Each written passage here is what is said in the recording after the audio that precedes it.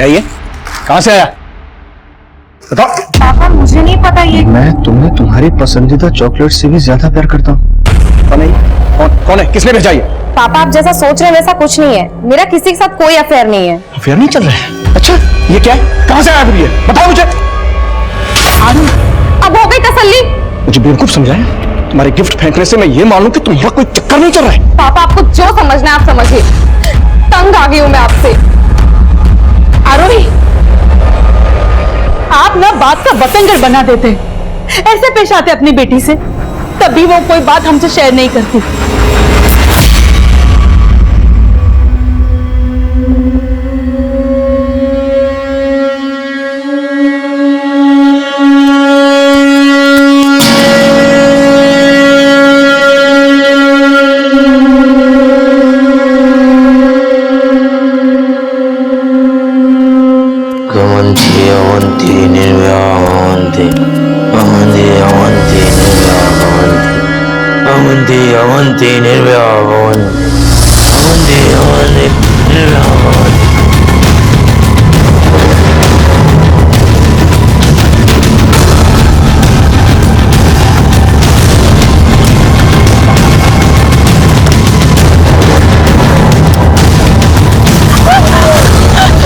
मुझसे गलती हो गई, मुझे माफ कर दो।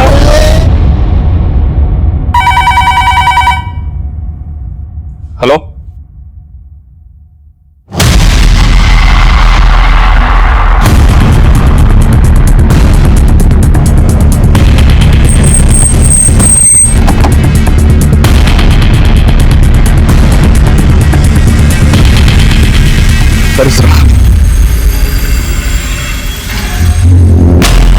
बहुत ब्रूटल मर्डर है सर।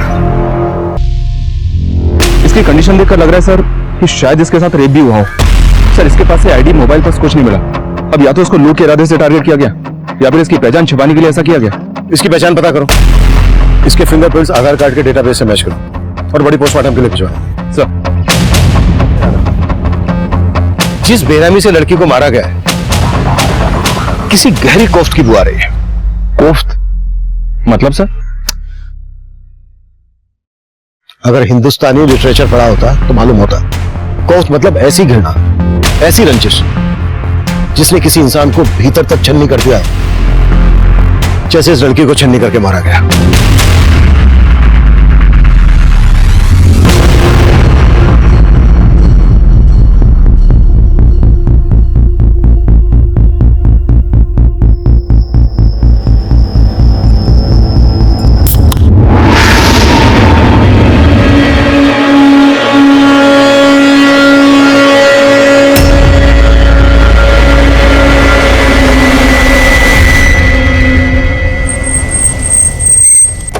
नमस्कार, मैं senior inspector Abhimanyu Jindal, crime petrol Dastak में आप सभी का स्वागत करता हूं। आज जो केस मैं आप लोगों के सामने रखने जा रहा हूं, यह केस पिछले साल मेरे पास आया था। उस वक्त लग रहा था यह महज एक मर्डर केस है, लेकिन इस केस की तह में कई गुनाहों के राज छुपे थे। इस केस में जिस लड़की ने अपनी जान गंवाई थी, हम उसकी पहचान पता कर रहे थे, लेकिन इस केस में कई चेहरे ऐसे भी थे जो हमारी नजर से कोसों दूर थे।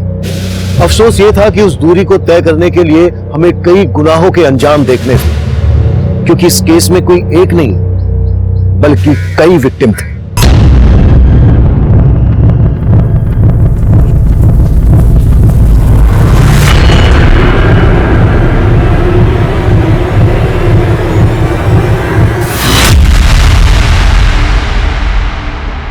क्या कर रहा है ये? वीडियो बना रहा है? तेरा ये वीडियो मैं डिलीट ही कर दूंगा। वंदे भारत, साले मुझे मारेगा, मुझे मारेगा। रुक साले, तेरे को तो मार दूंगा मैं। साले तेरे को मार दूंगा मैं। छोड़, मैं मार दूंगा उस साले को। नहीं, ये वीडियो बना रहा था आपका। साले रुक, तुम जाओ यहाँ से, वरना ये कुछ भी कर सकता है।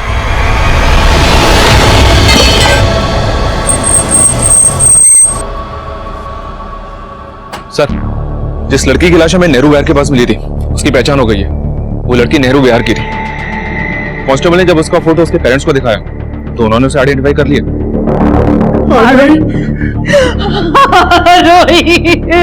उस लड़की का नाम आरोही है। पेरेंट्स का कहना है कि वो कल रात से घर नहीं लौटी थी। नशे में इतना अंधा हो गया है कि अपनी बहन का वीडियो। हाँ, बनाया वीडियो, और अगर चाहती है उसे बेच के पैसे ना कमाऊं तो पैसे दे मुझे। मतलब तू इतना गिर गया है कि अपनी बहन की इज्जत भी बेच सकता है नशे के लिए। जैसे तैसे काम करके दूसरों के घरों में पैसे कमाती हूँ, खाने का इंतजाम करती हूँ, और इसको पैसे चाहिए। ये ले, ये ले पैसे, ये ले, तुझे जो करना है कर।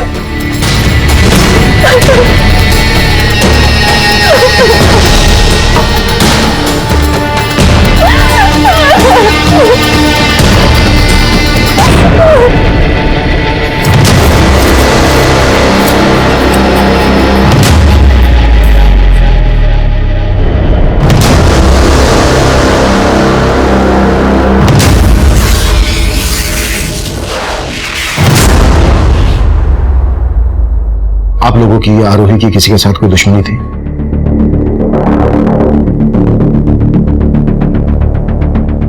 आप लोगों ने आरोही को आखिरी बार कब देखा था? कल दोपहर को। मम्मा मैं आती हूँ। हाँ, कहाँ जा रही है आरोही? निशा के घर मम्मा, कंबाइंड स्टडी के लिए। आपको बताया था ना। और जब मैंने उसके दोस्त को फोन किया तो उसने कहा कि हाँ अंकल, आरोही तो 8 बजे चली गई थी। निशा वो तुम्हारे घर आई भी थी या उसने तुमसे झूठ बोलने के लिए कहा? तो आपको लग रहा है कि आरोही की दोस्त निशा ने आपसे झूठ बोला था? शायद। और आपको लगता है कि आरोही का किसी के साथ अफेयर था?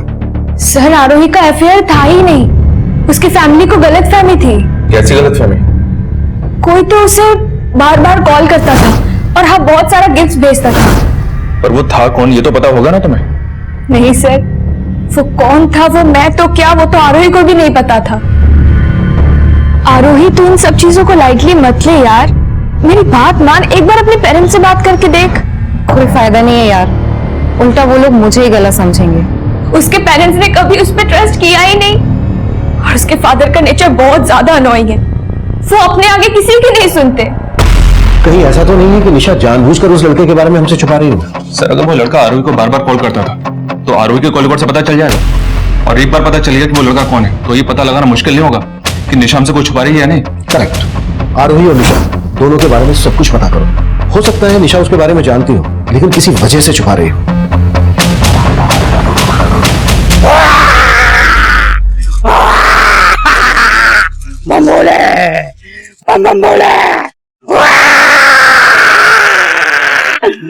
डर मुझसे। मैं डरता नहीं, मैं डराता हूँ। अरे क्या साले, क्या फर्जी बाबा बना फिरते हैं? अब मैं डराऊंगा कैसे? डराना है? चल मेरे साथ चल। अरे चलना, मैं बताता हूँ तुझे किसको और कैसे डरा। नहीं चल। सर, आरोही के कॉल रिकॉर्ड में एक नंबर मिला है और ये नंबर किसी आलिम नाम के लड़के का है।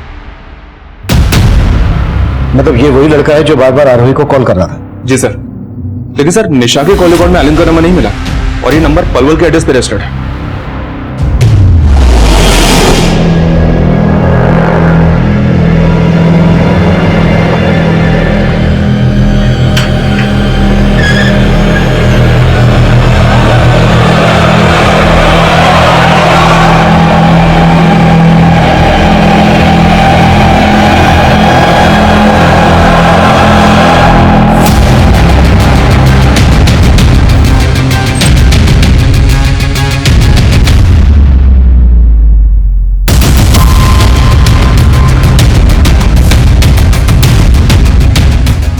ना बोलो।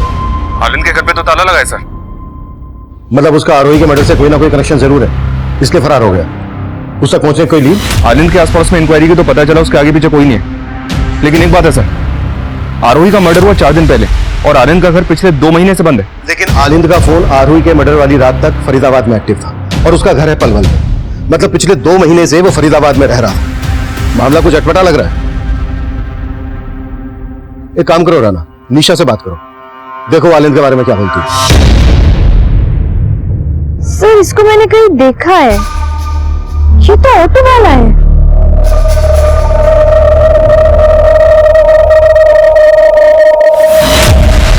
ऑटो वाला? हाँ, मैं और आरोही अक्सर इसके ऑटो से कॉलेज से घर आते थे। तो क्या इसने कभी आरोही के साथ कोई बदतमीजी नहीं सर, ऐसा तो कुछ भी नहीं था। वो तो ज्यादा कुछ बोलता भी नहीं था। हाँ, पर एक बात है, हम जब उसके ऑटो में होते थे ना, तो वो मिरर से हमें देखने की कोशिश करता था।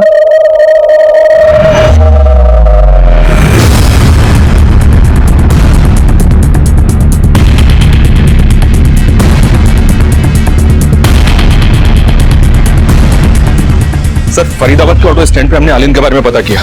वो वहां 2 महीने पहले से ऑटो चला रहा था और आरोही के मर्डर के बाद से ही गायब है। वो फरीदाबाद में कहाँ रह रहा था, किस किस से मिल रहा था, कुछ तो पता चला होगा? नहीं सर, यहाँ उसके बारे में कोई कुछ नहीं जानता।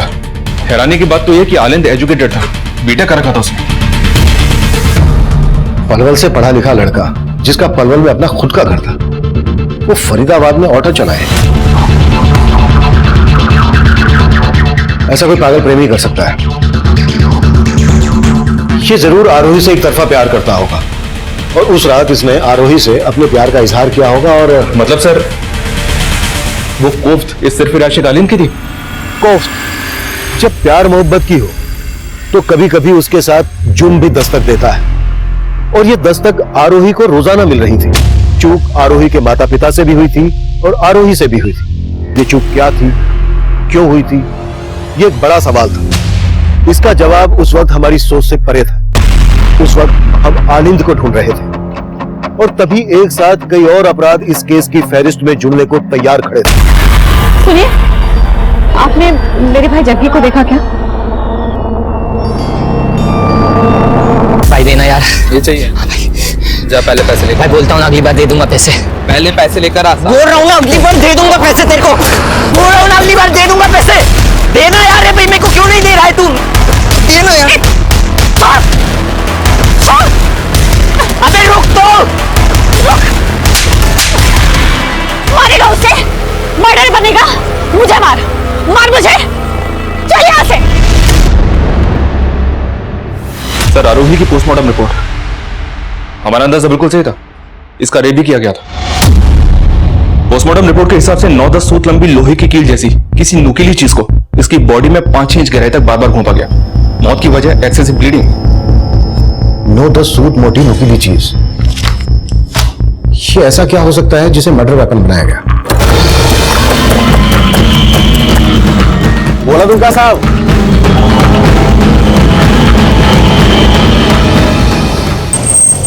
मजदूर लोगों का जरूरत है, दो कौन आएगा? साहब जो दिहाड़ी दोगे काम करूंगा। काम की बहुत जरूरत है साहब। एक बंदे को 2 लोग चाहिए था, साहब, 2 दिहाड़ी लोग दो। चाहिए। साहब 2 दिहाड़ी दोगे साहब, काम की बहुत जरूरत है साहब। काम चाहिए? तेरी हालत ना चौराहे पर भीख मांगने वाले जैसी हो रही है, तो मेरी बात मान, तेरी ये सारी मुश्किलें दूर हो जाएंगी। करना क्या होगा सर? अरे मैं बताता हूँ ना। अरे ओ छछुंदर, जल्दी दे 2 गिलास शरबत बना दे। 2 मिनट, एक ही। अरे मैं पिला रहा हूँ ना यार, मौज कर। ये देख रहा है, जल्दी करना। देख, मैं तेरी फटी किस्मत सिलने वाला, लेकिन उससे पहले ना तुझे तेरी ये ईमानदारी और ये शराफत छोड़नी।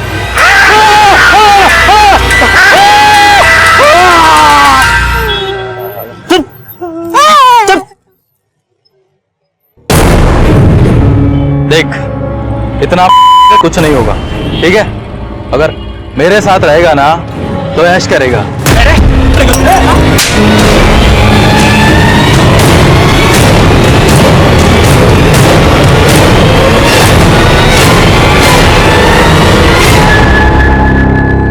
आरोही की बॉडी पर जिस मोटाई का घाव थे,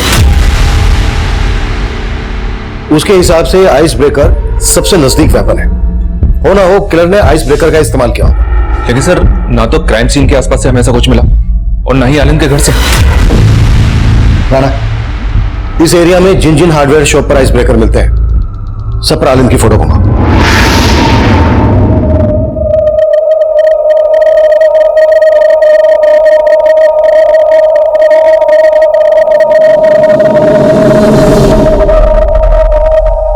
ये झूठ मूठ का दुखी होने का नाटक मत कीजिए। सब आपका दोष है। आपने कभी मेरी आरोही पे भरोसा नहीं किया। जनाब, मैं मानता हूं मुझसे बहुत बड़ी गलती हो गई। गलती? अरे मेरी आरोही नहीं रही, और ये गलती नहीं गुनाह है। सिर्फ वो लड़के ने नहीं मारा मेरी आरोही को, उसकी मौत के जिम्मेदार आप भी हो। आप भी हो।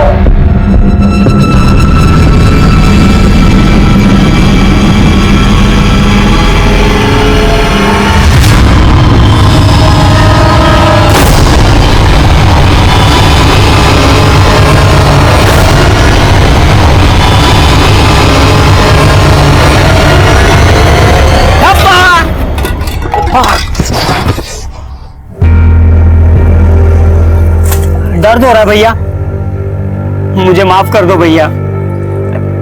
सारा खाना गिर गया, घर में फूटी कोड़ी भी नहीं है। पर वो लंबरदार तो आपको काम दिला रहा था ना भैया। नंबरदार अच्छा आदमी नहीं है, उसके साथ नहीं करना काम हमें। कहीं ना कहीं से पैसों का इंतजाम हो जाएगा, तू परेशान मत। पैसा है हमारे पास भैया, आज बहुत बख्शीश मिली मुझे, सबको मैंने बहुत हंसाया, बस आपको दुख पहुंचा दिया।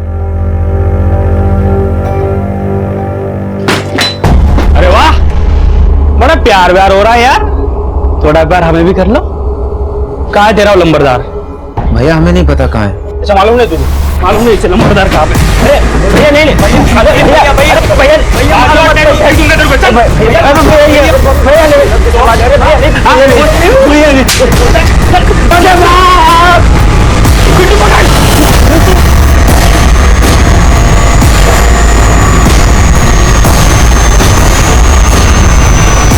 डरो मत भैया, मैं हूं ना।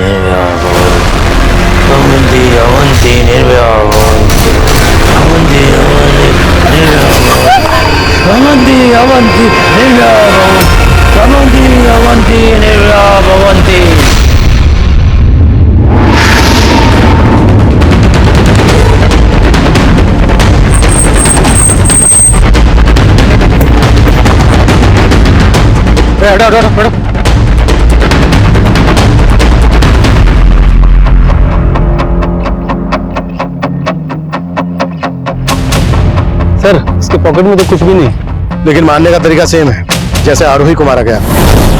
इसे भी किसी पतली और नोकीली चीज से घोप घोप कर मारा गया है। सर यहाँ भी उसी तरह का बियर कैन मिला है जैसा आरोही की लाश के पास से मिला था। मतलब साफ है, आरोही और इसका किलर को एक ही है। सर इस आदमी के बारे में पता चला है कि इसे अक्सर लेबर चौक के आसपास देखा गया था। लेबर चौक? बॉडी पोस्टमार्टम के लिए भिजवाओ, हम लेबर चौक जाते हैं। सर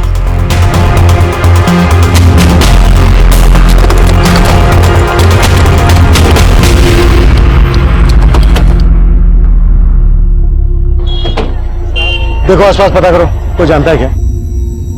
इसको पहचानते हो क्या?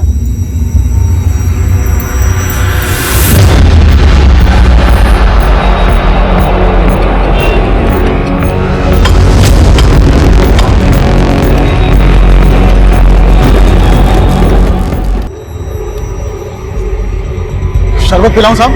नहीं। इसको जानता है? हाँ साहब, ये तो लंबरदार है। लंबरदार?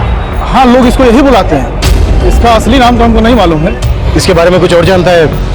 ये कहाँ रहता था, इसका कोई दोस्त रिश्तेदार? इतना तो मैं इसको नहीं जानता साहब। हाँ, लेकिन कुछ दिन पहले ये आदमी यहाँ आया था और इसके साथ एक और लड़का था, यहाँ खड़ा था वो। फिर बीच में एक बहरूपिया आया, वो डराने लगा सबको। फिर दो लोग आए और मारने लगे इनको। अच्छा, लंबरदार के पीछे जो दो लोग भागे थे वो कौन थे? नहीं साहब, इतना तो मुझे नहीं मालूम, और लंबरदार के बारे में साहब इससे ज्यादा मैं कुछ नहीं जानता।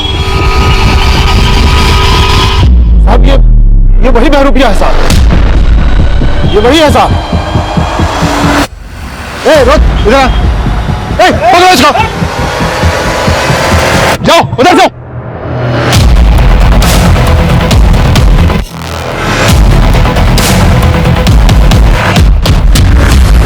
उधर तो नहीं मिला, तुम्हें मिला क्या?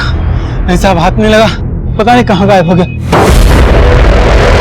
राणा, इस बेरूपिया का हमारे लिए मिलना बहुत जरूरी है। इसे हमें देखते ही भागना शुरू कर दिया था। मुझे लगता है लंबरदार के मर्डर से इसका कोई ना कोई कनेक्शन जरूर है। और पता करो आरोही और अलन से इसका कोई कनेक्शन है क्या? हेलो हेलो हेलो, मैं आरोही की फ्रेंड निशा बोल रही हूँ। हाँ निशा बोलो। सर मेरी जान खतरे में है, मैं आपसे मिलना चाहती हूँ। सर यही वो जगह है। मैं कल रात उधर से आ रही थी तो कोई मेरा पीछा कर रहा था, फिर अचानक किसी ने मेरी तरफ बियर की कैन फेंकी।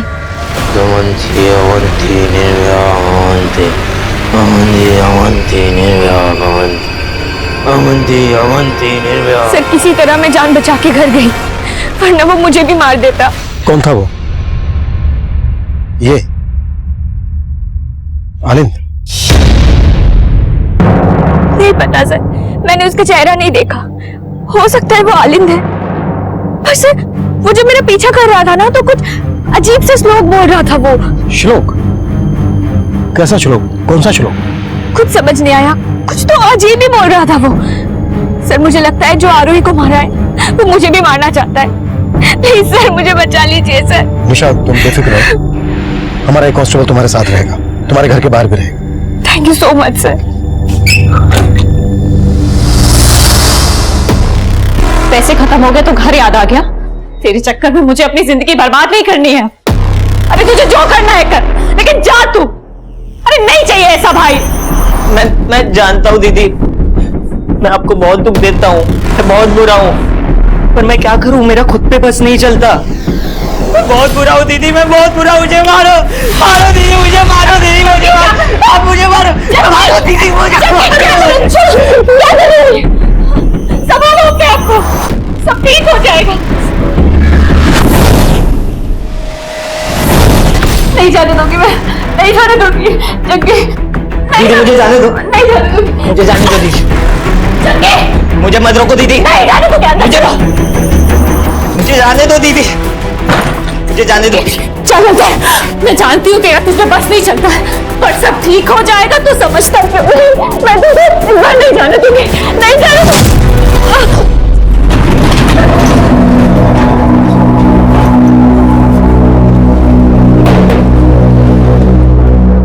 क्या जरूरत थी पुलिस को देखकर भागने की? हमने कोई गलत काम किया जो हम पुलिस से डरेंगे? आपको तो पता है ना भैया, हमको पुलिस को देख के बहुत डर लगता है। और वो याद है ना गांव में हमारे साथ पुलिस स्टेशन में क्या हुआ था?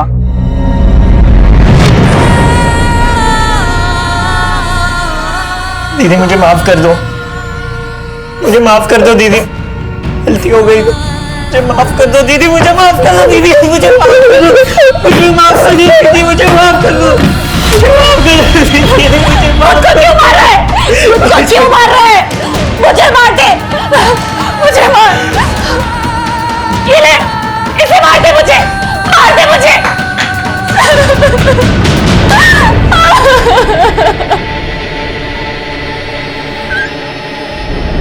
सर हार्डवेयर की कई दुकानों में पता किया मैंने, आनंद ने कहीं से भी आइस ब्रेकर नहीं खरीदा था।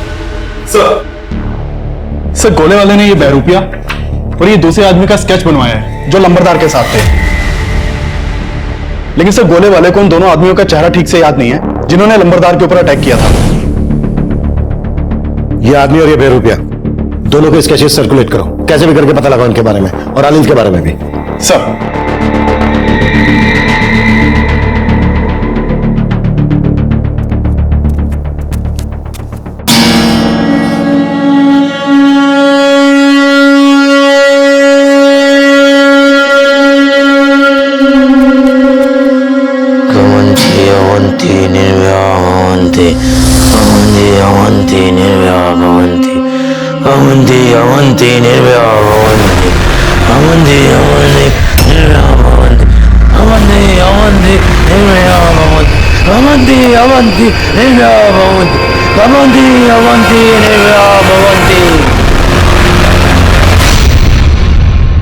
सर लंबरदार का असली नाम रघुवीर है, हिस्ट्री शीटर था ये, चोरी के केस में 2-4 बार अंदर भी जा चुका है। इसके गैंग में 2 मेंबर और हैं, पिंटू और भोलू।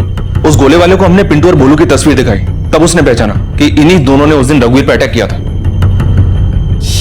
वो बेरूपिया और उसके साथ जो दूसरा लड़का था, उन दोनों का पिंटू और भोलू से क्या कनेक्शन है? सर, ना तो इनके आपस में कनेक्शन का पता चला है और ना ही आलिंद का इन दोनों हत्यारों से कनेक्शन का पता चला है। सर, ये रघुवीर पेशेवर क्रिमिनल था, इसके गैंग में 2 लोग भी थे। कहीं ऐसा तो नहीं कि ये तीनों लूट के इरादे से हत्या करते हों? आरोही को भी लूटा गया था, लेकिन रघुवीर को आपसी रंजिश के चलते मार दिया हो इन दोनों ने। हो सकता है, लेकिन निशा ने बताया कि उस पर हमला करने वाला अकेला आदमी था। रघुवीर के गैंग में 2 आदमी थे, इस बेरूपिया के साथ भी एक लड़का था। इनके अलावा सिर्फ आलिंद ऐसा है जो अकेला था। इन सबके साथ साथ आलिंद को भी ढूंढो, तभी जाकर इस केस की गुत्थी सुलझेगी। सब साला अपने हिस्से की 4 लाख दबोच कर मरा है वो लंबरदार। पता करना पड़ेगा पैसा कहाँ छुपाया उसने। भोलू भाई बाहर निकले तो पुलिस दबोच लेगी, कुछ टाइम यहीं रुकते। सर, मुहीराबाद में एक मर्डर केस सामने आया है। इस आदमी को भी वैसे ही मारा गया जैसे आरोही और लंबरदार रघुवीर को मारा गया था, और इस आदमी की डेड बॉडी के पास भी सेम बियर कैन मिला है। ये किलर अब फरीदाबाद से मुहीराबाद पहुंच गया। कहीं ये सीरियल किलर तो नहीं?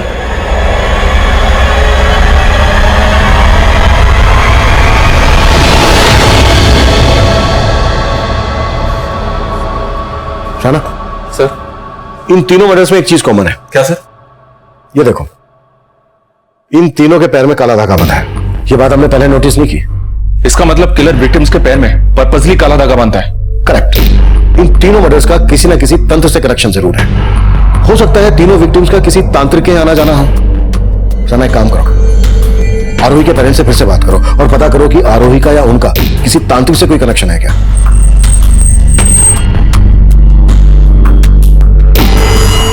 नहीं सर, आरोही के पैर पे कभी कोई काला धागा बांधा नहीं था। और हमारा और आरोही का कभी तांत्रिक के पास आना जाना नहीं रहा। Excuse me. हाँ सही, बोलो। सर, उस बहरूपी के बारे में पता चला है। वो अपने भाई के साथ एक झोपड़पट्टी में रहता है, लेकिन अभी दोनों भाई घर पे नहीं है। ठीक है।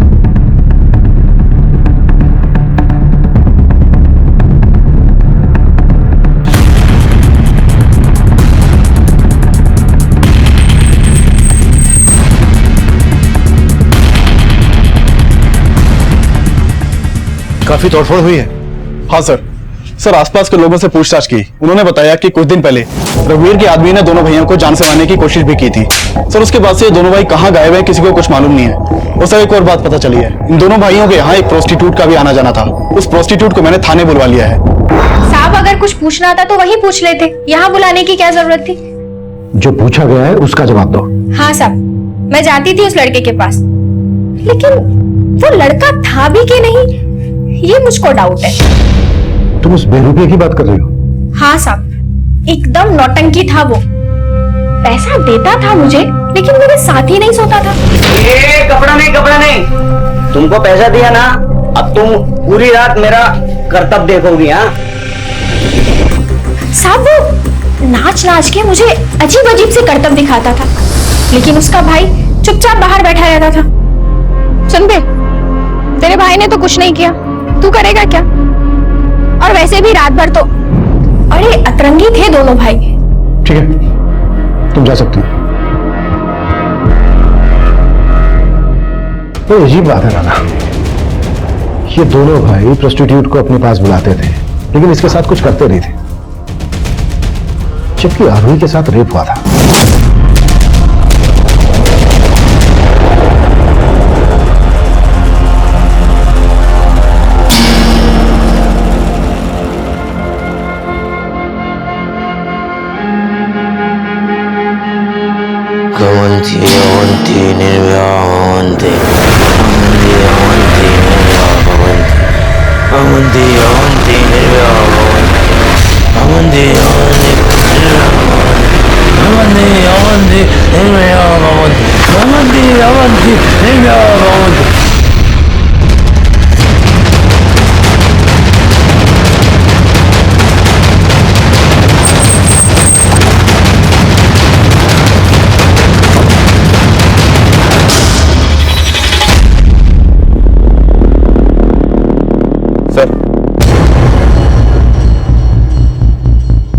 पहले तो मर्डर फरीदाबाद में, पिछला मर्डर मुरादाबाद में, और अभी एक मर्डर पलवल में। मोडस ऑपरेंडी भी सेम ही है सर। बॉडी के पास बियर की गेंद और पैर में काला धागा बंधा है।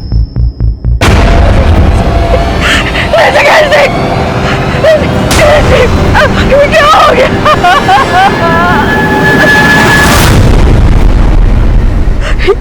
ये मेरे पति है। वो अक्सर रात को लेट घर आते हैं। आपके पति की किसी के साथ कोई दुश्मनी थी? नहीं। आपके पति की तरह कई और लोगों की भी मर्डर हुए हैं, जिनमें ये हमारे सस्पेक्ट हैं।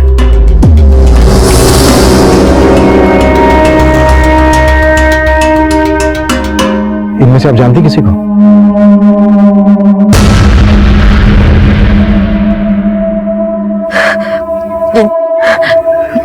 नहीं सर।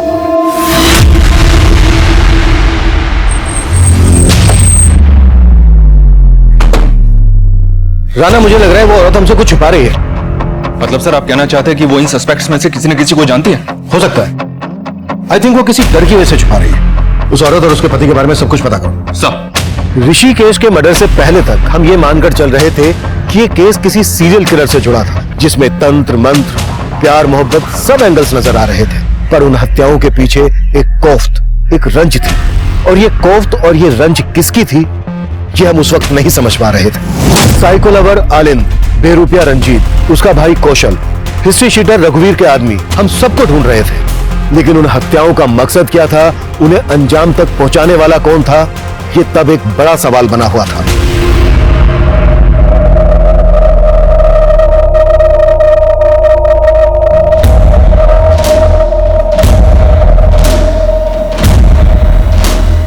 सर अपने खबरियों से आलिन के बारे में एक टिप मिली है। वो पलवल में देखा गया और वहां के एक घर में छिपा हुआ है। उठा लो। सर ऐसे कब तक भटकते रहेंगे भैया? चलो फरीदाबाद में अपने झोपड़े पे चलते हैं वापस। आप सही कह रहे थे, जब हमने कुछ किया ही नहीं है तो हम डरेंगे नहीं किसी से। तू परेशान मत हो, फिर जाए कैसे घर? अभी खुद देख। कहाँ जाना है? फरीदाबाद। अरे आ जाओ, बैठ जाओ, भाड़ा बस का ही दे देना। आ जाओ आ जाओ, आओ जाओ।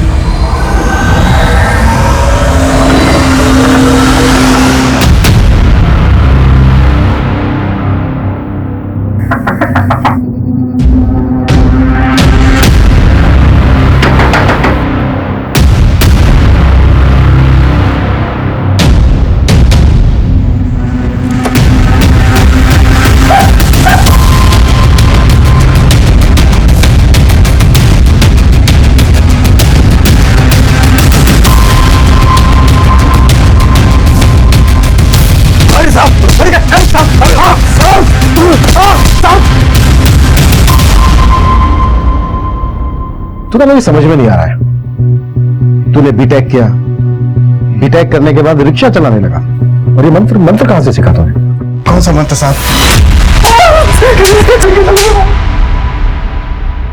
अब बोल। मैं तो आरोही के लिए पागल था साहब। उसको देखने के लिए ऑटो चलाने लगा, उसको फोन करके गिफ्ट देख के उसका हाँ का इंतजार करता था साहब।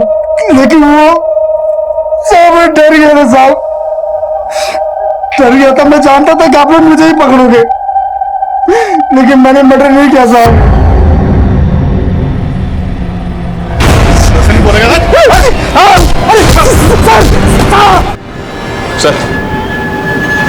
सर ऋषिकेश नाम के जिस आदमी की लाश हमें पलवल हाईवे पे मिली थी, उसके बारे में पता किया मैंने। वो आदमी उस औरत का दूसरा पति था। दूसरा पति? जी हाँ सर। उस आदमी की खुद की अपनी एक फैमिली है बल्लभगढ़ में, पर वहां भी वो रहता नहीं था, कभी कभी मिलने के लिए आता था। सर आलिन नहीं उगल रहा है कि उसने किसी का भी मर्डर किया है। उसका कहना है कि वो आरोही के अलावा किसी भी सस्पेक्ट या विक्टिम को नहीं जानता है। Hello, what?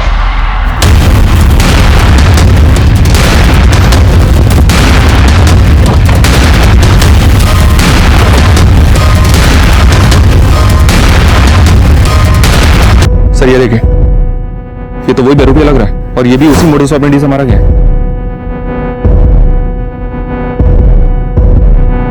लेकिन इसके पैर में काला धागा नहीं है।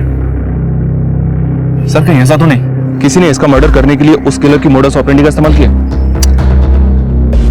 तो अब तक इसी को सस्पेक्ट मानकर चल रहे थे। अब इसका मर्डर किसने किया होगा? इसे और इसके भाई कौशल को रघुवीर के आदमी मारने आए थे। कहीं ऐसा तो नहीं है कि कौशल का भी मर्डर हो गया? आसपास चेक करो, कुछ मिलता है क्या? मैं तब तक ऋषिकेश की बीवी से मिलकर आता हूं।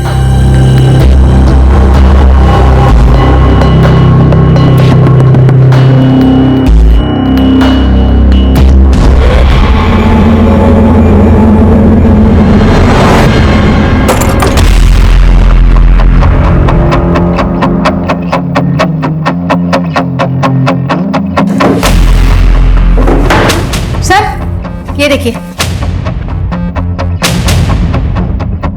सर जो औरत इस घर में रहती थी वो ऋषिकेश के मर्डर के बाद से ही गायब है, और पड़ोसियों से पता चला है कि वो बहरूपिया और उसका भाई दोनों यहाँ आए थे। वो दोनों इस औरत से मिलने ही आए थे। क्या कनेक्शन हो सकता है दोनों का इस औरत से? सर लोगों को उन दोनों के बारे में कुछ पता नहीं है। ये आदमी इस औरत का पहला पति होगा और ये दोनों इसके बच्चे। रतन फोटो स्टूडियो, बल्लभगढ़ का एड्रेस है।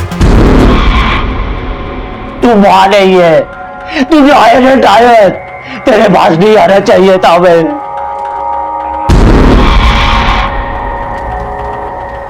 ठूस लो और फटाफट चलते बनो। माँ है हमारी, कौन से?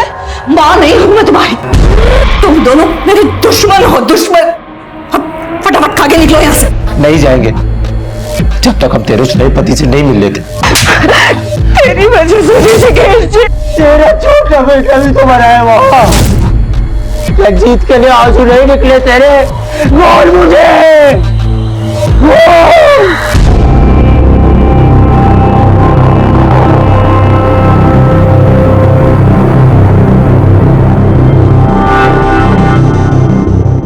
सुनो जी साहब। ये होशियार का घर है ना? हाँ साहब, घर तो यही है, लेकिन उसका तो काफी टाइम पहले मर्डर हो गया था।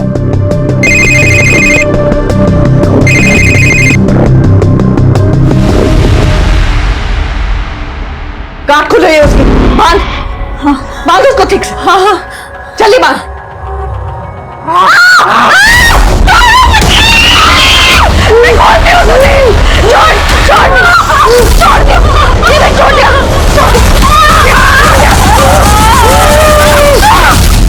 साहब यही है रश्मि का घर।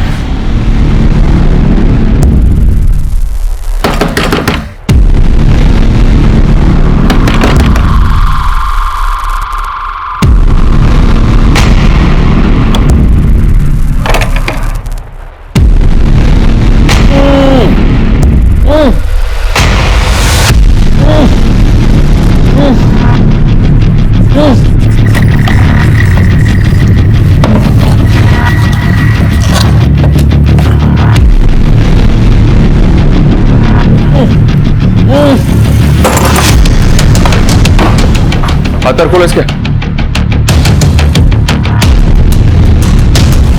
किसने बांधा तुम्हें? हाँ मेरी बहन। बहन कौन? रश्मि? हाँ साहब। कहाँ है वो?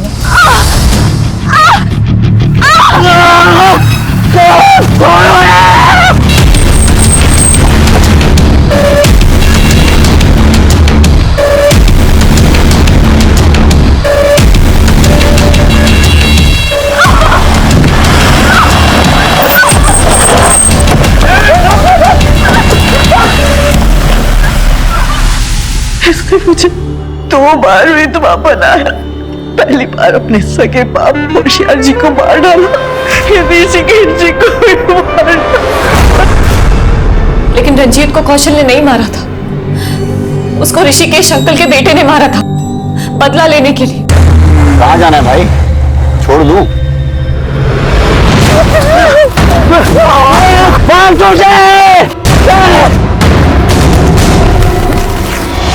वो कौशल को भी मारना चाहता था सर, लेकिन कौशल किसी तरह से बच गया और मेरे पास आ गया। कौशल और उसके परिवार से रिश्ता क्या है तुम्हारा? सर हम दोनों बचपन के दोस्त हैं। मुझे नहीं पता था सर कि वो रंजीत के लिए इतने सारे लोगों को मार देगा। रंजीत के लिए? और मैंने रंजीत के लिए अपने बाप को मारा था, मैंने उस लड़की को भी मारा। उसने और उसके दोस्त ने मेरे भाई को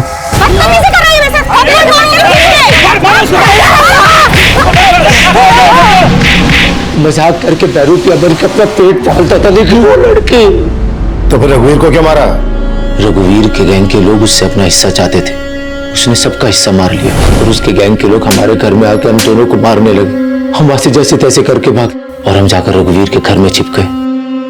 हम दोनों उसके घर में छुप तो गए, लेकिन मेरे अंदर आग जल रही थी, तो मैं अपने अंदर की आग बुझाने के लिए उस लड़की को मारने चला गया और वो बच गई। मैं वापस रघुवीर के घर आया तो देखा मुईराबाद में मैंने जिस आदमी को मारा, ये वही आदमी था जिसने बचपन में पुलिस स्टेशन में मेरे भाई की चड्डी उतारी थी। ये अंदर से भी लौंडिया तो नहीं, ये देखा जाएगा। और फिर मैंने अपने सौतेले बाप को भी मार दिया। उसकी वजह से हमारी माँ हमें छोड़कर चली गई थी और उस दिन उसने हम दोनों को जलील भी किया था। खाना क्यों दिया कुत्तों को? फिर मेरे सौतेले भाई ने अपने बाप का बदला लेने के लिए मेरे भाई रंजीत को मार दिया। ये बोल, सबके पैर में जो काला धागा बंधा होता था, उसका क्या चक्कर है? साहब, वो धागे मैंने ही बांधे हैं। जब मैं छोटा था ना, तो मैंने अपने बाप को मार दिया था, तो मुझे एक बाबा ने प्रायश्चित कराया और बोला तू किसी का भी खून करेगा ना तो बस ये मंत्र पढ़ देना,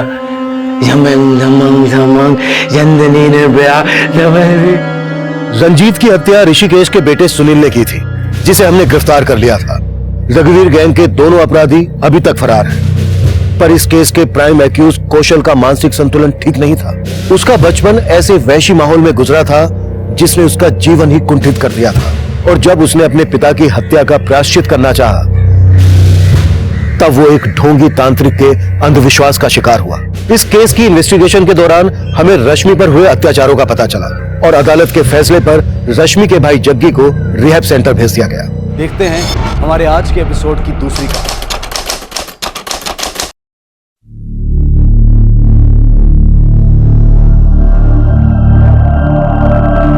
सबा, मेरा पर्स से चाबी दो। हिना, ये लो बेटा प्रसाद। ख्याल रखना, ठीक है।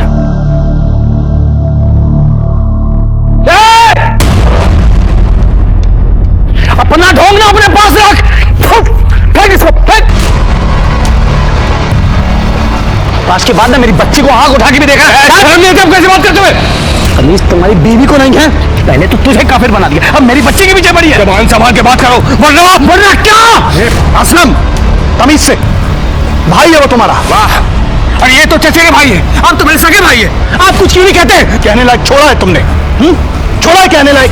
तुम्हें तुम्हारी बीवी को समझाना चाहिए, ये छोटी सी बच्ची को ये सब। अरे गलती हो गया मुझसे, ऐसे जान लोगों के बीच में रहना सबसे बड़ी गलती है मेरी। तो निकल ना, तू निकल यहाँ से। और तुझे देख के ना मेरा खून खौलता है, खून। ख्याल रखना कहीं ये खून हमेशा के लिए ठंडा ना हो जाए। हिना, बेटा अच्छे से साफ करो, ऐसे ऐसे चाची। हाँ मेरा बच्चा। सलाम चाचू। हिना, तुम अपना काम करो बेटा।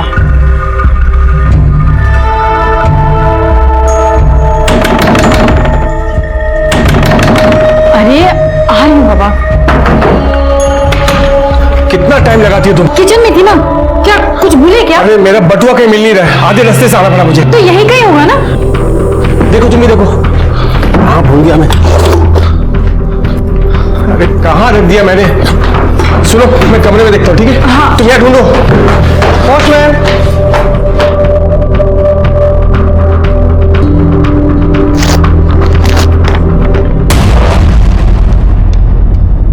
ज्योति, बटुआ घर में नहीं है, लगता किसी ने मार लिया।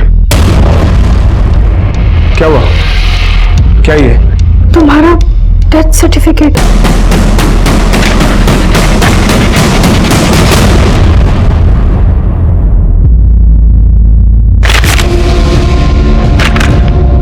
क्या है ये सब? हाँ? किसने किया ये सब? मुझे डेथ सर्टिफिकेट भेज दो, मुझे। अल्लाह करे तुम सबको दोजख नसीब हो। छोड़ूंगा नहीं किसी को, मैं एक एक को देख लूंगा, छोड़ूंगा नहीं। लेकिन तुम अपने मायके से वापस कब आ रही हो? मैं अपना ख्याल रख ही रहा हूँ। हाँ, लेकिन घर पे कोई होना चाहिए ना कट कट करने के लिए। आ जाओ अब जल्दी। चलो चलो, रखो phone. Bye bye bye bye. Sir एक आदमी आया है अपना ही डेथ सर्टिफिकेट लेके। क्या? साहब देखिए साहब, किसी ने मेरे नाम का डेथ सर्टिफिकेट भेजा है साहब। ये तो नकली है। इस पे यहाँ पे एक स्टैंप होना चाहिए, वो स्टैंप नहीं है। और डेट देखो, 1 महीने बाद की डेट डाली है। साहब मैं जानता हूँ किसने किया साहब, ये ना उस मुजाहिद का काम है साहब। उसे कसम खाई हुई है साहब, मुझे चैन से जीने नहीं देगा। क्यों? ऐसी क्या दुश्मनी है उसकी तुम्हारे साथ? असलम भाई, हाँ आप अंदर नहीं जा सकते हैं। अंदर नहीं जा सकता मतलब? मुजाहिद भाई ने मना किया है। क्या? आपको अंदर ना आने दो। अरे समझा करिए। तू मुझे रोकेगा? अरे मना किया। क्या मजाक हो रहा है भाई? भाई क्या मजाक है ये? मजाक नहीं, सच है। अब तू यहाँ काम नहीं कर सकता। मैंने मना किया था ना उस औरत से निकाह करने के लिए। अब तेरा मेरा कोई वास्ता नहीं, समझ में आया तेरे? चल निकल। ऐसे कैसे आप मुझे यहाँ आने से रोक सकते हैं? ये सब कुछ मैंने बनाया, मैंने। और इसमें पैसे मैंने लगाए हैं। जो तू काम करता था उसका मेहनताना मैंने तुझे दिया है, समझ में आया तेरे? चल चल निकल। मैं आपका नौकर नहीं हूँ। जितनी दुकान आपकी है ना उतनी मेरी है। बराबरी की बात करता है। चल चल बाहर निकाल इसको। चल ये अच्छा नहीं कर रहा हूँ। अरे साहब बोला बोल रहा हूँ मैं। चल चल बाहर। साहब जब से मैंने ज्योति से निकाह किया, जबरदस्ती का पकड़ ले रहा मुझसे, और तो मेरा किसी बटवा मार लिया साहब। तो उसकी कंप्लेंट लिखवाई है? नहीं सर, देखिए साहब, पहले बटवा फिर ये डेथ सर्टिफिकेट, ये वो कह रहा साहब। सर ये माटुंगा पोस्ट ऑफिस से पोस्ट किया गया। साहब मैं कह रहा हूँ साहब, ये उस मुजाहिद का काम है साहब। ये उसका धमकी देने का तरीका है साहब, मैं बोल रहा हूँ। आपको लगता है आपकी जान को खतरा है? तो और क्या साहब? मतलब हो भी सकता है साहब। कंप्लेंट लिखवानी उसके खिलाफ? हाँ साहब। गायकवाड़ तकरार नोंदनगंज, जाइए जाइए। नमस्कार, मैं senior inspector Rajesh Jadhav, crime petrol Dastak के आज के इस भाग में आप सबका स्वागत करता हूं। मेरे पुलिस करियर में मैंने कई तरह के केसेस सॉल्व किए हैं, लेकिन ऐसा पहली बार हुआ था कि एक इंसान अपना ही डेथ सर्टिफिकेट लेके मेरे पास आया था। असलम बहुत ही परेशान था और परेशान होने की सारी वजहें उसके पास थी। क्या ये एक मजाक था या फिर एक धमकी या होने वाले अपराध की दस्तक? जब यह केस मेरे पास आया तब मैं नायगांव पुलिस स्टेशन में पोस्टेड था और इस केस को सुलझाने की जितनी कोशिश हम कर रहे थे, ये केस उतना ही उलझता चला जा रहा था। सर माटुंगा पोस्ट ऑफिस से कोई इन्फॉर्मेशन नहीं मिल पाई। बाहर जहां पोस्ट बॉक्स है वहां पे कोई सीसीटीवी कैमरा है नहीं, और वहां काफी लोग आते जाते हैं, तो किसी ने ध्यान नहीं दिया। उस मुजाहिर के बारे में कुछ पता चला? सर उसके घर गए थे, उसकी बीवी ने कहा कि वो वडोदरा गया हुआ है। वडोदरा? नमस्कार, नायगांव पुलिस स्टेशन। क्या? आप कौन बोल रहे हैं? हेलो हेलो बोलिए। सर सर सर सर अभी अभी किसी का फोन आया था, वो बोला कि पुलिस स्टेशन में बॉम्ब है। क्या?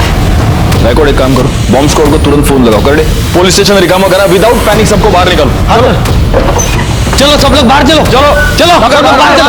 अरे चलो निकलो मैडम, बाहर चलो, बाहर निकलो। Hello, bomb squad?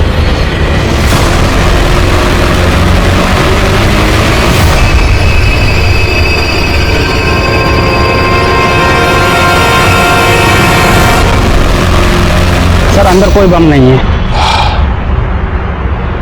Thank you. Gaekwad पता करो ये फोन किस नंबर से आया था।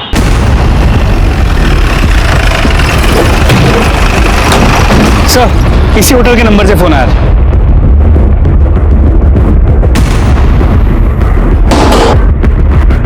या काउंटर पे तुम बैठते हो? जी कहिए।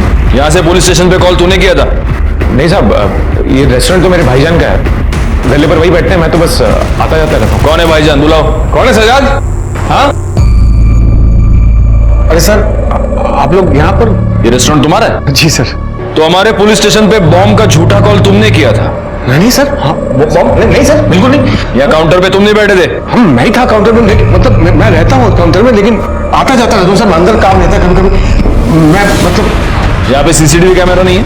सब रेस्टोरेंट नया नया खुलवाया ना सब, तो अभी लगवाया नहीं है। गायकवाड़ जोन चला सर ऐसे सर मैंने कुछ नहीं किया। ऐसे आप हमारा सबूत निकालो।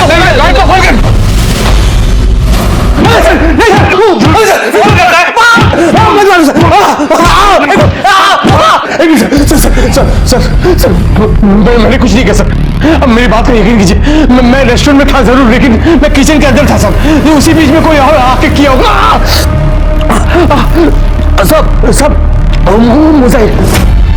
मुझे कब शॉप आगे ही सब, जब मैं रेस्टोरेंट के अंदर किचन में गया होगा सब, तो आकर कॉल किया होगा सब। तू बात बात पे मुजाहिर का नाम लेता है हाँ?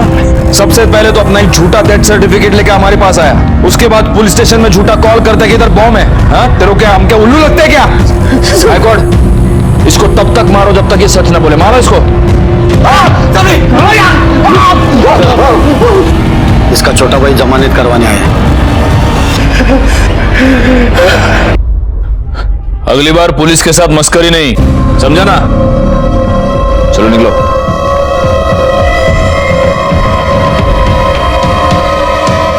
गायकवाड़, वो मुजाहिर तो यहां है ही नहीं, फिर भी असलम बार बार उसका नाम क्यों ले रहा है? जरा कंफर्म करो वो मुजाहिर बाहर है या नहीं।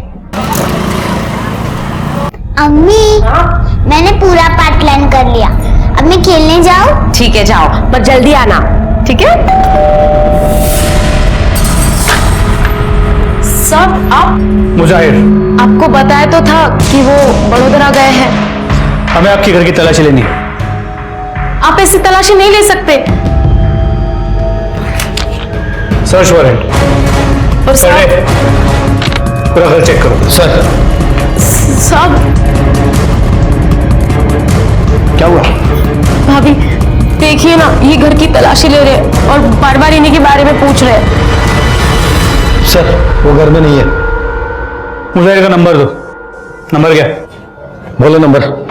सर, मुजाहिर की बीवी का कहना है कि वो बड़ौदा गया है, और जब परसों मुजाहिर का फोन स्विच ऑफ हुआ था, उसकी मोबाइल की लोकेशन मुंबई की थी। बीवी कह रही है कि वो बड़ौदा गया है और मोबाइल की लोकेशन मुंबई में थी। कहीं सच में ये मुजाहिर असलम को फंसाने की कोशिश तो नहीं कर रहा?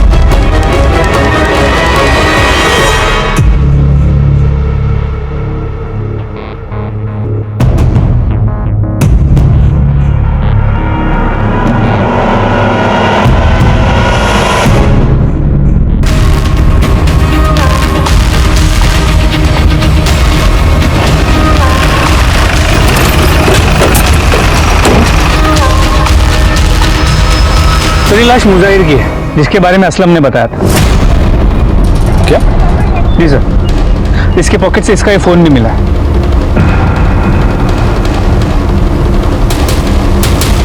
गला दबाकर मारा गया है और बॉडी की हालत देखकर ऐसा लग रहा है कि शायद 2-3 दिन हो गए। आसपास कुछ मिला? करड़े सर वहां ये पर्स मिला है। देखो गायकवाड़, हो सकता है कि कातिल का हो। सर तो असलम का पर्स है।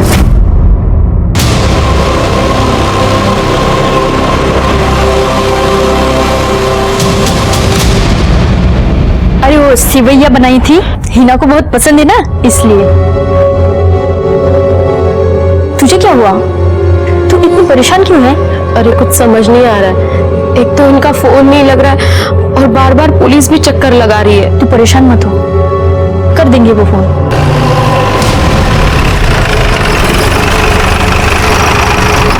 बेटा चांद चाचू को बुला के लेके आ।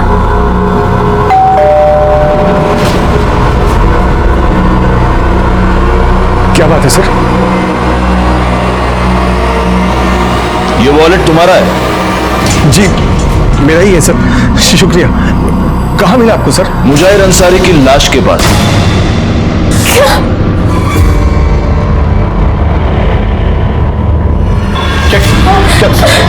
क्या मतलब इंस्पेक्टर सर? मतलब यह है कि मुजाहिर अंसारी का मर्डर हो चुका है और इसका वॉलेट उसकी लाश के पास मिला। कौन सा लाया? सर सर मैंने कुछ नहीं किया सर। इन्होंने कुछ नहीं किया। सच बोलो सर, मैं कुछ नहीं किया। चलो चलो चलो।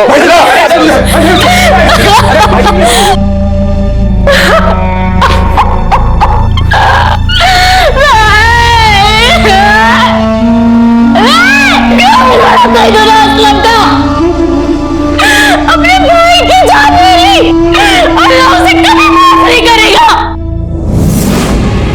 मैंने कुछ नहीं किया सर। तो तेरा वॉलेट उसकी लाश के पास क्या टहलने गया था? आपको तो पता है मैं वॉलेट की चोरी की रिपोर्ट लिखवाने आया था यहाँ पर। कोई मुझे फंसा रहा, पहले वो डेथ सर्टिफिकेट, फिर बॉम्ब का झूठा कॉल, कोई मेरे खिलाफ साजिश कर रहा साहब। सब चांद भाईजान ये सब कर रहे हैं साहब, मुझे लग रहा है। अच्छा, इतने दिनों से तू मुजाहिर का नाम लेकर रो रहा था, अब चांद भाईजान। मैं तुझे बताता हूँ हुआ क्या। तूने मुजाहिर का मर्डर कर दिया, लेकिन गलती से तेरा वॉलेट वहां पर छूट गया और ये बात तुझे रियलाइज हुई। तब तूने एक प्लान बनाया, तूने अपने ही नाम का एक झूठा डेथ सर्टिफिकेट खुद को पोस्ट किया और फिर तू हमारे पास आया डेथ सर्टिफिकेट और खोए हुए वॉलेट की कंप्लेंट लेकर।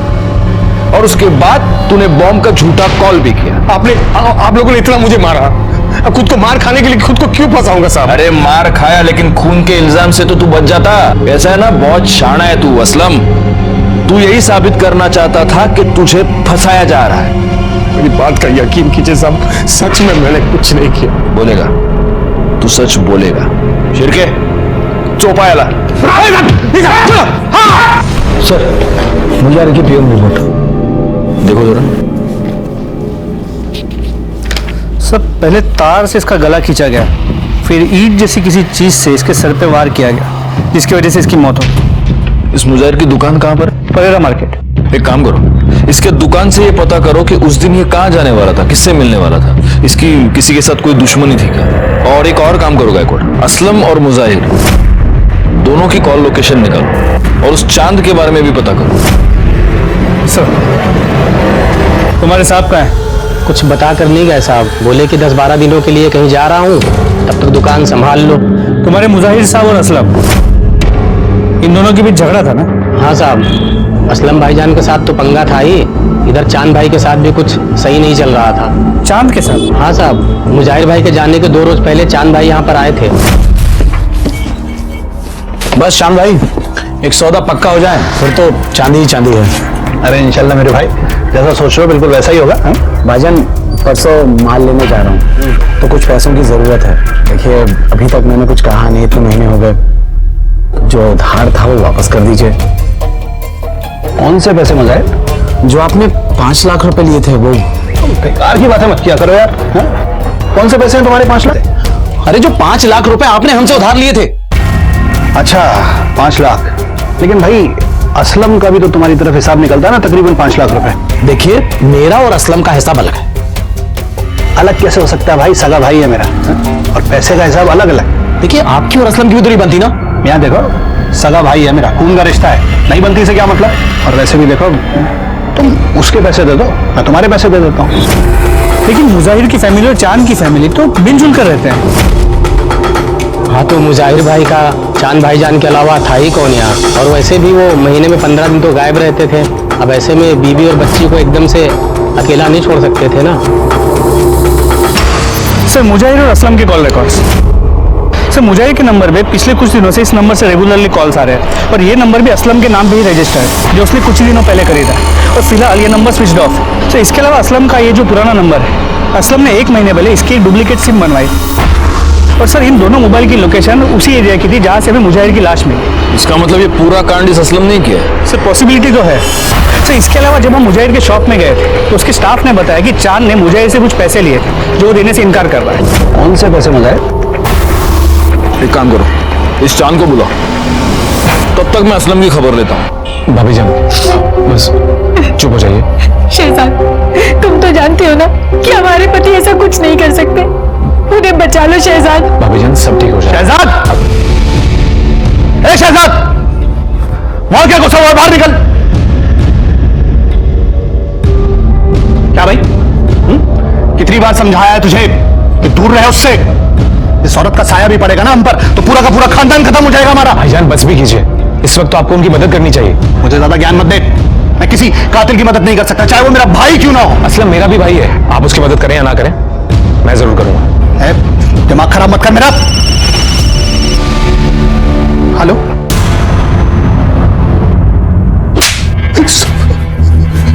तूने 1 महीने पहले अपने सिम कार्ड की कॉपी बनवाई थी? हाँ सर, वो मेरा पुराना फोन चोरी हो गया था। और तूने एक नया नंबर भी लिया था, जिस नंबर से तूने मुजाहिर को फोन किया? नहीं सर, नहीं? तो वो सिम कार्ड तेरे नाम पे कैसे? वही तो साहब, मुझे मुझे खुद नहीं पता साहब कैसे। तुझे कुछ भी नहीं मालूम होता असलम? हाँ, तुझे ये तो पता है ना कि उस दिन तू वहां गया था क्योंकि तेरे मोबाइल की लोकेशन उसी जगह की है जहां पर हमें मुजाहिर की बॉडी मिली। क्या करने गया था उधर? साहब वो बहुत दिनों से मुझे एक आदमी का फोन आ रहा था, अफजल शेख नाम का। वो मेरे साथ मिलकर रेस्टोरेंट खोलना चाहता था, तो उसने मुझे वहां बुलाया था सर। तो वो तेरा अफजल शेख मिला तेरे को? नहीं साहब, मैं बहुत देर तक उसका इंतजार किया लेकिन वो वहां पर आया नहीं सर। कौन से नंबर से आया था फोन? लैंडलाइन नंबर से। कर दे, ऐसा फोन दे। दिखा, तेरे फोन में दिखा कौन सा नंबर है, दिखा। जी सर। सर, इसका बड़ा भाई चांद है। क्या यह सच है कि तुमने मुजाहिर से 5 लाख रुपए लिए थे और अब उसे देने से इनकार कर रहे थे? हाँ सर, मैंने पैसे लिए थे, लेकिन मुजाहिर ने असलम के भी तो इतने पैसे रोक रखे थे। लेकिन जहां तक मुझे पता है तुम्हारी और असलम की बिल्कुल नहीं बनती। सर लेकिन असलम है तो मेरा छोटा भाई ना, मेरे पास उस वक्त पैसे नहीं थे, मैं बाद में दे देता सर। ये तुम्हारे बैंक डिटेल्स, इससे साफ पता चलता है कि तुम्हारे बैंक में अच्छे खासे अमाउंट है। मतलब पैसे तो है लेकिन तुम्हारी देने की नीयत नहीं है। हा? नहीं ऐसी बात नहीं सर। वो कहीं ऐसा तो नहीं है कि मुजाहिर तुमसे पैसे मांग रहा था इसलिए तुमने उसको मार दिया? तुम ये जानते थे कि असलम और मुजाहिर की दुश्मनी है तो असलम फंस गया और तुम्हारे दोनों दुश्मन एक साथ रास्ते से हट गए। सर ये कैसी बहकी बातें कर रहे हैं आप? तुम पुलिस स्टेशन में बैठे हो। सर मेरी बात का यकीन कीजिए, ऐसा कुछ नहीं है, मैंने कुछ नहीं किया। ठीक है, तुम जा सकते हो, लेकिन जब तक ये केस सॉल्व नहीं होता शहर से बाहर नहीं जाओगे। जी सर, शुक्रिया सर।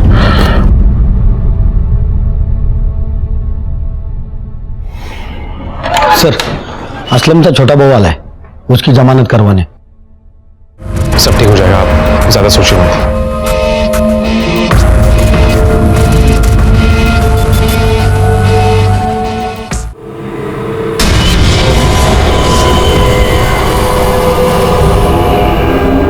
काम हो जाएगा ना? हाँ हो जाएगा। सुनो, मुझे थोड़ा टाइम लग जाएगा घर आने में। असलम आज ना जल्दी आना, मैंने मंदिर में तुम्हारे नाम का हवन रखा है। अरे तुम क्यों इन सब चीजों में पड़ी हो? तुम देखो मेरी बात सुनो। अरे ऐसा कुछ नहीं है। मैंने कहा था ना किसी की बुरी नजर है तुम्हारे ऊपर। देखिए मैंने ही बुलाया आप लोगों को, कोई मारना चाहता ही नहीं और आप लोग इन्हीं पे शक कर रहे हो।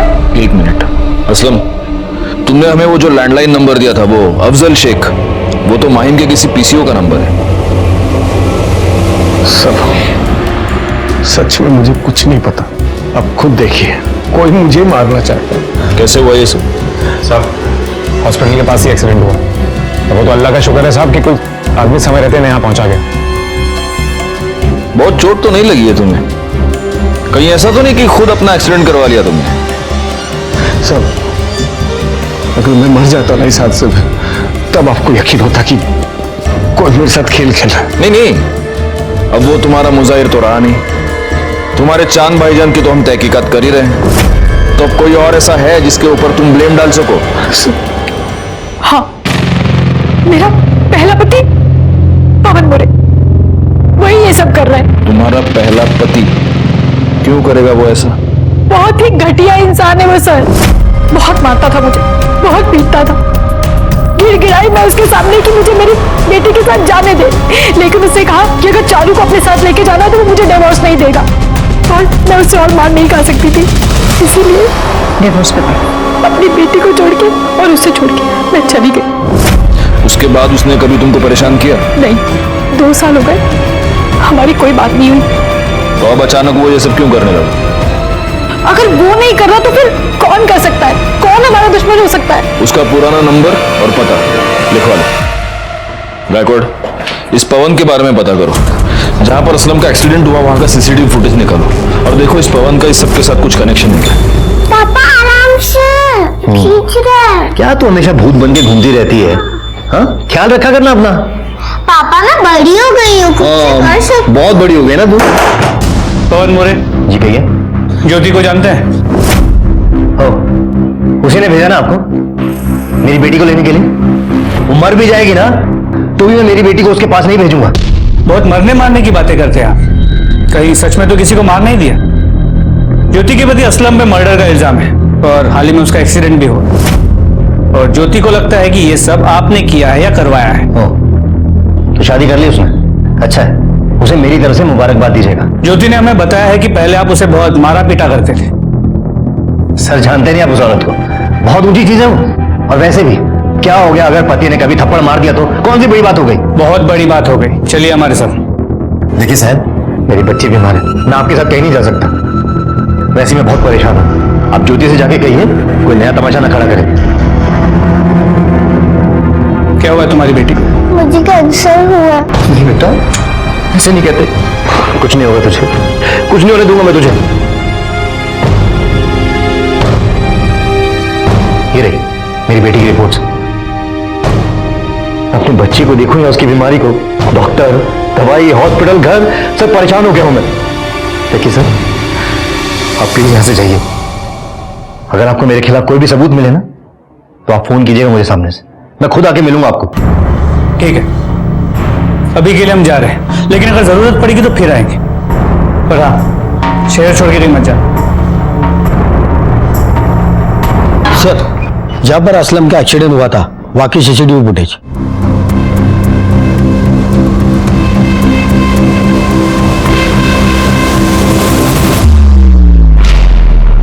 इसका मतलब इस गाड़ी वाले ने असलम को जानबूझकर ठोका है। कर दे, ये गाड़ी का नंबर ले लो और आरटीओ से पता करो ये गाड़ी है किसकी। सर मैं पवन से मिलकर आया और उसके बारे में उसके एरिया में पूछताछ भी की। ये पवन मोरे आदमी कैसा है? खूब किरकिर करतो साहब, तो छोटी छोटी बातों में पंगा लेता रहता है। उसका अपनी बेटी के साथ रिश्ता कैसा है? बेटी तो जान ही उसकी। उसी बेटी के लिए यहाँ के बच्चों के साथ हमेशा लड़ता रहता है। वैसे वो काम क्या करता है? सर वो सॉफ्टवेयर इंजीनियर है और अंधेरी में उसका ऑफिस है। सर उसकी बेटी को कैंसर है, मैंने इस बात को डॉक्टर से क्रॉस चेक भी किया। हाँ, उसकी बेटी चारू को कैंसर है। उसका ट्रीटमेंट पिछले 1 महीने से मेरे पास ही चल रहा है। तो उसने कहा है कि अगर उसके खिलाफ कोई भी सबूत मिलता है वो खुद पुलिस स्टेशन आ जाए। अगर इस सब में उसकी इन्वॉल्वमेंट है तो सबूत तो जरूर मिलेगा, नजर रखना उस पर। सर मैंने गाड़ी के बारे में आरटीओ से पता किया, वो गाड़ी किसी अमित की है। उसके घर जाके देखा तो वो घर में नहीं था और उसका फोन भी बंद आ रहा है। बैकवर्ड, इसका नंबर सर्विलेंस पे डाल दो और जैसे ही ऑन हो उठा लो उसको।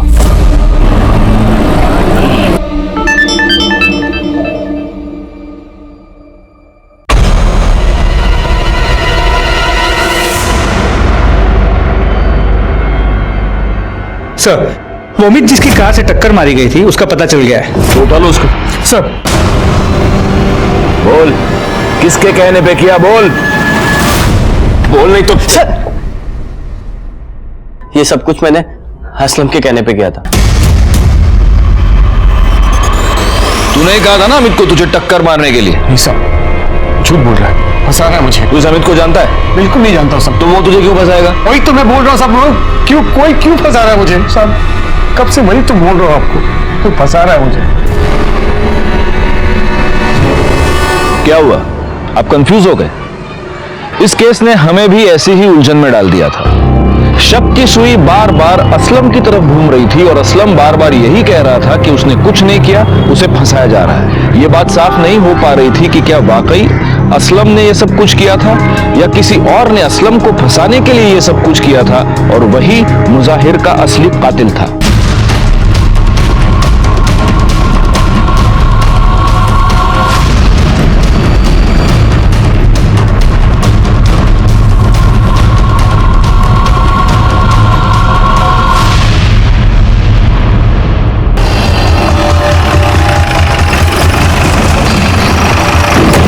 फोन तुमने किया था? जी सर। कहाँ है लाश? उधर सर।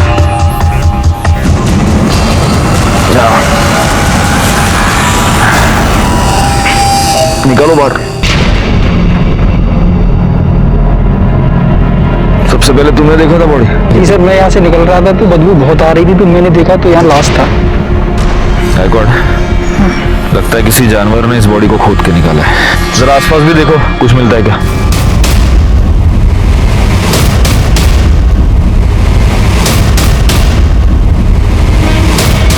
सर जेबें खाली हैं। बॉडी बहुत बुरी तरह से डिकम्पोज हो चुकी है, लगता है 20-25 दिन हो गए। सर ये मोबाइल मिला।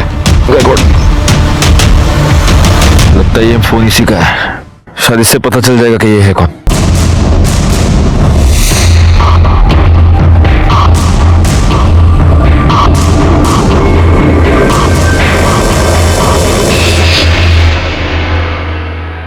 सर, शमशान के पास जो डेड बॉडी मिली थी उसकी पोस्टमार्टम रिपोर्ट के मुताबिक ये बॉडी किसी 30 से 35 साल के आदमी की मौत की वजह सर पे किसी भारी चीज से वार किया जाना है। सर स्कल फ्रैक्चर हुआ और मौत को करीब 1 महीना हो चुका है। सर इसके अलावा एक इंपॉर्टेंट बात ये भी पता चली है कि इस बॉडी के पास जो फोन मिला था वो असलम का था। सर ये वही फोन है जो उसने कहा था कि चोरी हो गया और जिसके लिए उसने डुप्लीकेट सिम बनवाई थी। असलम का फोन? जी सर। इससे तो अब ये क्लियर हो जाता है कि ये दोनों मर्डर असलम ने किए। गायकवाड़, जरा सोचने वाली बात है। एक आदमी किसी का खून करके अपना मोबाइल फोन वहीं पे छोड़ के चला जाता है और ऐसी गलती वो एक बार नहीं बार बार करता है। ये कैसे पॉसिबल है?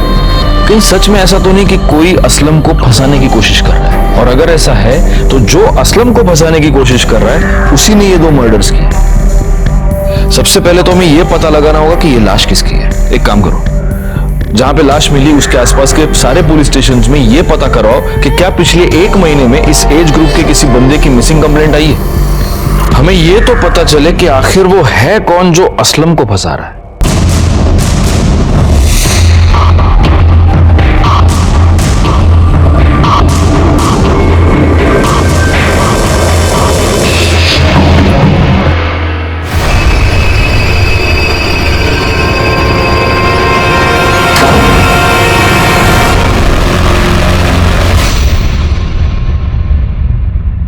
तुम्हें पुलिस ने छोड़ दिया? और क्या, आखिर पुलिस को भी मानना पड़ा कि मैंने कुछ नहीं किया है।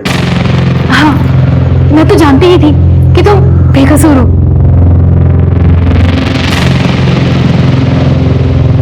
सर, आसपास के पुलिस स्टेशन से पता किया 30 से 35 साल के आदमी की कुछ मिसिंग कंप्लेंट्स आई तो है।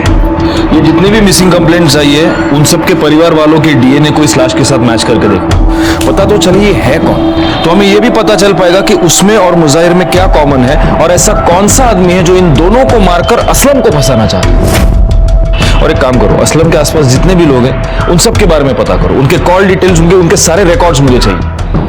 वो जो भी है उसके चेहरे से अब नकाब उतरने ही वाला है।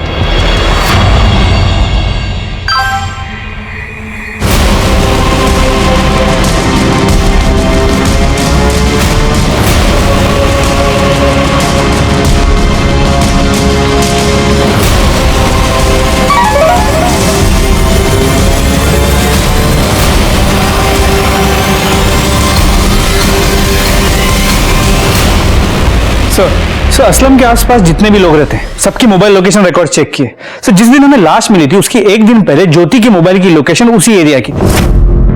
ज्योति? वो वहां क्या करने गई थी? इस पूरे केस में हमारा ज्योति पर कभी ध्यान गया ही नहीं गया। सर, वो असलम के लिए इतनी परेशान रहती थी कि कभी ऐसे लगा ही नहीं। पर सर, समझ में ये नहीं आ रहा है कि वो ऐसा करेगी क्यों। ये तो अब हमें वही बताएंगे। चलो। सर, ज्योति के न्यूड फोटो सर्कुलेट हो रही है, ये देखिए। क्या?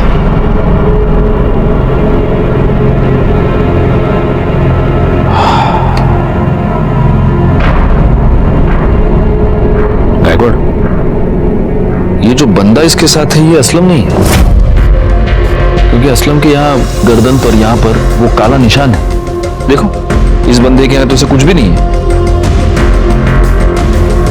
सब मतलब ज्योति का किसी के साथ कोई चक्कर चल रहा था और इसीलिए असलम को रास्ते से हटाने के लिए वो ये सब कर रही थी। और ये भी हो सकता है कि अब असलम वापस आ गया तो इस बंदे ने गुस्से में आकर ज्योति के फोटोग्राफ सर्कुलेट कर दिए। अब तो इस ज्योति से मिलना ही होगा। चलो।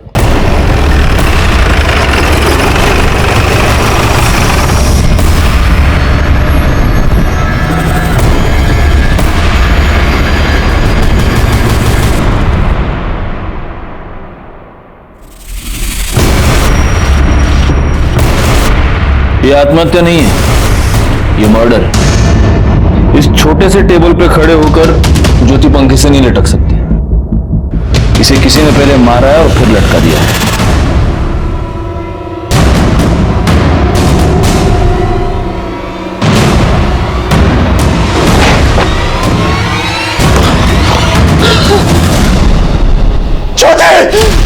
ज्योति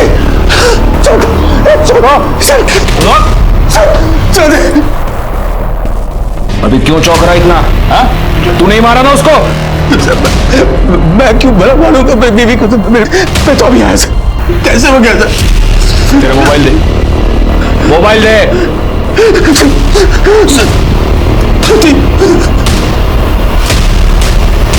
ये देख, इसलिए मारा तूने तेरी बीवी को। जो पहले 2 मर्डर्स हुए उसमें मुझे तुझ पर सिर्फ शक था, लेकिन यहां मुझे यकीन है कि ज्योति का मर्डर तूने ही किया है। नहीं मारा सर, मैं तो अभी आया सर। और ये फोटोज मैंने पहले मैं देख चुका था सर। इसी सिलसिले में ज्योति से बात करने आया था यहाँ आकर। मैं कैसे हो गया तब ये? डोंट चला ज्योति का मोबाइल कहाँ है? मुझे नहीं पता सर। मुझे सर मेरी बीवी मर गई सर। चला क्यों जाला? सर मत कीजिए सर। सर मेरी बीवी सर क्यों जा? सर ऐसे कैसे कर सकते हैं आप लोग? गायकवाड़, बॉडी को पोस्टमार्टम के लिए भेज दो और पूरे घर की अच्छे से तलाशी लो। हो सर। हमें ज्योति पर शक था और अब हमारे हाथ ज्योति की लाश लगी थी। एक के बाद एक ये तीसरा मर्डर था और इन तीनों मर्डर्स के साथ कहीं ना कहीं असलम जुड़ा हुआ था। जहां हमें दूसरे आदमी की डेड बॉडी मिली थी, उस शमशान के पास ज्योति का जाना इस बात की ओर इशारा कर रहा था कि उस कातिल से ज्योति मिली हुई थी। लेकिन अब उसकी हत्या के बाद इस बात को कंफर्म करना बहुत ही मुश्किल हो गया था। ये तेरे मोबाइल की लोकेशन डिटेल्स। हम तेरे घर पहुंचे उसके आधे घंटे पहले तू खुद अपने घर गया था या नहीं? क्या करने गया था? अपनी बीवी को मारने गया था ना? नहीं साहब, ज्योति का मुझे फोन आया था और वो बहुत परेशान लग रही थी, तो मैं घर गया था उससे मिलने। क्या हुआ ज्योति? तू फोन पर इतनी परेशान क्यों लग रही थी? मैं तुम्हें कुछ बताना चाहती हूँ असलम। हाँ बोलो। मुझसे कुछ बहुत बड़ी गलती हो गई है, पता नहीं कैसे, इसलिए मैं तुम्हें बात बताना चाहती हूँ। हाँ बोलो ना ज्योति, क्या हुआ क्या है? हाँ 1 मिनट। हाँ बोलो। क्या? एक काम करो, तुम उसको रोको, मैं अभी आता हूँ। अभी आता हूँ मैं, ठीक है? ज्योति वो रेस्टोरेंट से फोन था, कोई कस्टमर हंगामा कर रहे, तो मुझे जाना पड़ेगा। मैं तुरंत वापस आ जाऊंगा, ठीक है? हाँ तुम ख्याल रखना अपना।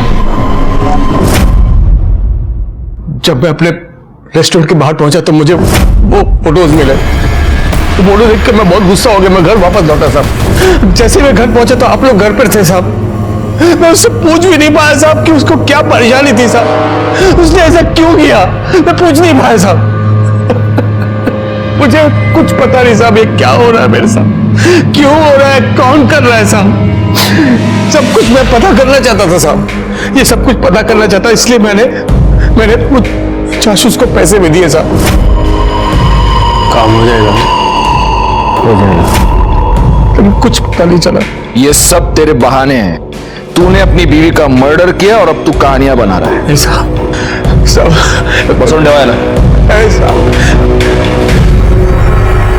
सर, ज्योति की पोस्टमार्टम रिपोर्ट। पहले उसे गला दबा के मारा गया और फिर उसकी बॉडी को टांग दिया गया। तो उसके नाखूनों में किसी के स्किन फ्रैगमेंट्स मिले। उसका डीएनए असलम के साथ मैच करो और बाकी सबके कॉल रिकॉर्ड्स में दोबारा ला करो। सर, ज्योति के नाखूनों में जो स्किन के फ्रैगमेंट्स मिले थे उसके डीएनए रिपोर्ट। सर, रिपोर्ट के मुताबिक उसका डीएनए असलम के डीएनए के साथ करीब करीब 50% मैच होता है। मतलब ये जो कोई भी है असलम का फैमिली वाला है। और शायद मैं जानता हूं कि वो कौन है। कब से चल रहा था तुम दोनों का चक्कर? सब ज्योति भाभी मुझे शुरू से ही बहुत अच्छी लगती थी और शायद भाभी जान ये बात जानती थी और तभी वो मुझसे खुद मिलने आई। मैं अपने असलम को बहुत प्यार करती हूँ और ये सब मैं सिर्फ उसी के लिए कर रही हूँ। किसी और के ऊपर भरोसा कर नहीं सकती, सिर्फ तुम हो जिसके ऊपर मैं भरोसा कर सकती हूँ। ये सब आप क्या बोल रही हैं? वो सब मैं नहीं बता सकती, लेकिन बस इतना जान लो कि ये सब एक बार के लिए है। पूरा टाइम रोती रही, बोलती रही कि वो फिर से मुझसे कभी मिलने नहीं आएंगी। इसलिए तूने उसकी फोटो निकाली ताकि तू उसे ब्लैकमेल कर सके और उसे दोबारा बुला सके। सर फोटो मैंने नहीं निकाली साहब। झूठ बोल रहे हो तुम। तूने उसकी फोटो निकाली ताकि तू उसे ब्लैकमेल कर सके, लेकिन ज्योति नहीं मानी तो गुस्से में आकर तूने वो फोटो सर्कुलेट कर दी। लेकिन बाद में तुझे डर लगने लगा कि अगर ज्योति ने बोल दिया तो तू फंस जाएगा और इसलिए तूने ज्योति को मार डाला। ज्योति भाभी को मारना नहीं चाहता था साहब। अब बोल। चांद भाई बहुत बहुत नाराज थे। क्या होगा भाईजान? ठीक। शहजाद की तो मर गई। भाईजान क्या हो गया मुझसे? भाईजान मैंने जानबूझ के नहीं किया भाईजान। शहजाद खामोश, सोच लो। एक मिनट, कुछ नहीं होगा। क्यों मारा तूने ज्योति को? साहब अगर चांद भाईजान को पता चल जाता कि मेरा और भाभी जान का चक्कर चल रहा है तो साहब वो मुझे मार डालते। तो मुजाहिर को भी तू नहीं मारा? नहीं साहब, मुजाहिर को मैंने नहीं मारा साहब, उसके बारे में मुझे कुछ नहीं पता। अच्छा देखो, ज्योति ये कह रही थी कि उसने जो भी किया अपने पति के लिए किया। ऐसा क्यों कह रही थी वो? ज्योति का फोन तेरे पास है? जी सर, पर सर मैंने उसका मोबाइल फॉर्मेट कर दिया। बैकवर्ड, इससे फोन ले लो और डेटा रिकवर करो, देखो उससे कुछ मिलता है क्या, और उस चांद को भी अरेस्ट करो। उन्होंने कुछ नहीं किया है, छोड़ो।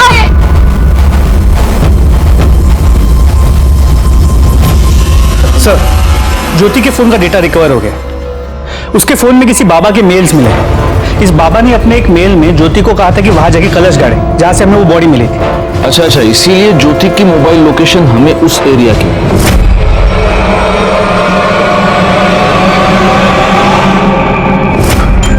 और जब ज्योति वहां से कलश गाड़ के निकली तो इसी आदमी ने उस गड़ी हुई लाश को थोड़ा सा बाहर निकाला होगा।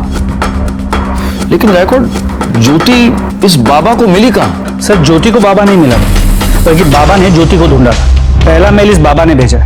उसी ने ज्योति को किसी पराये मर्द के साथ संबंध बना के फोटो निकाल के भेजने के लिए कहा। क्या? जी सर, और इन फोटोज को उस बाबा ने सर्कुलेट किया। उसने ज्योति से कहा था कि ऐसा करने से उसके पति के जो भी प्रॉब्लम्स हैं वो सब टल जाएंगे और उसकी बेटी की बीमारी भी ठीक हो जाएगी। एक मिनट, लेकिन इस बाबा को कैसे पता चला कि ज्योति की बेटी बीमार है? एक काम करो गायकवाड़, इस मेल का सोर्स ढूंढ निकालो। सर,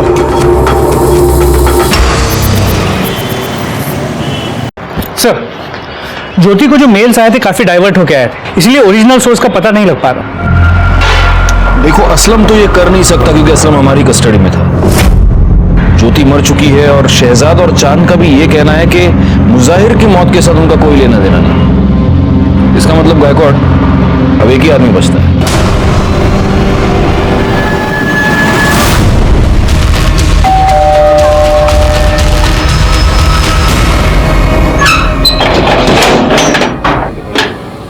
आप लोग? सर्च वारंट गायकवाड़ कर दे, कमाल लगा।